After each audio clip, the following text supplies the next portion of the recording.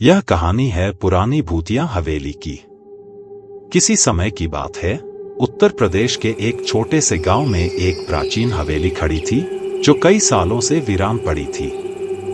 गांव वाले उस हवेली के बारे में अक्सर डरावनी कहानियां सुनाते रहते थे। कहते थे कि हवेली में एक काली छाया बसी है जो रात के समय लोगों को अपने जाल में फंसा लेती है। बहुत से लोग हवेली में गए थे मगर कोई भी कभी वापस नहीं लौटा।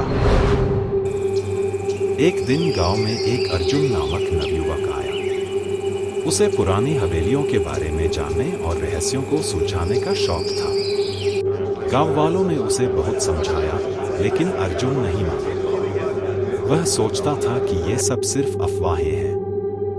उसने निश्चय किया कि वह हवेली का रहस्य पता लगाएगा। रात के समय अर्जुन हवेली की ओर बढ़ा। हवेली का विशाल और खंडहर हो चुका दरवाजा धीरे धीरे खुला। अंदर घना अंधेरा था और हवा की हल्की सी सरसराहट सुनाई दे रही थी। अर्जुन का दिल थोड़ी देर के लिए धड़कने लगा, लेकिन फिर उसने अपने डर को नकारते हुए कदम बढ़ाए। जैसे ही वह अंदर घुसा, दरवाजा अपने आप बंद हो गया। हवेली के भीतर का माहौल अजीब था। दीवारों पर बर्बादी के निशान थे और फर्श पर पुरानी धूल जमा थी। अर्जुन ने देखा कि दीवारों पर कुछ अजीब सी तस्वीरें लगी हुई थीं, जिनमें चेहरों की एक गहरी छाया नजर आ रही थी।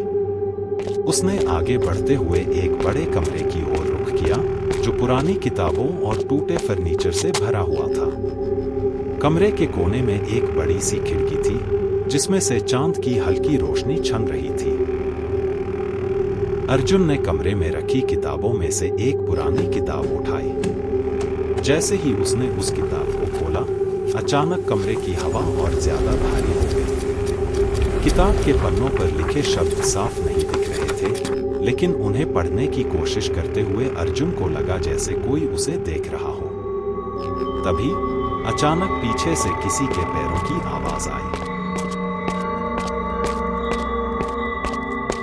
अर्जुन ने डरते हुए पलटकर देखा, लेकिन कमरे में कोई नहीं था। उसकी धड़कन तेज हो गई और उसका मन सोचने लगा कि शायद वह कोई भ्रम देख रहा है।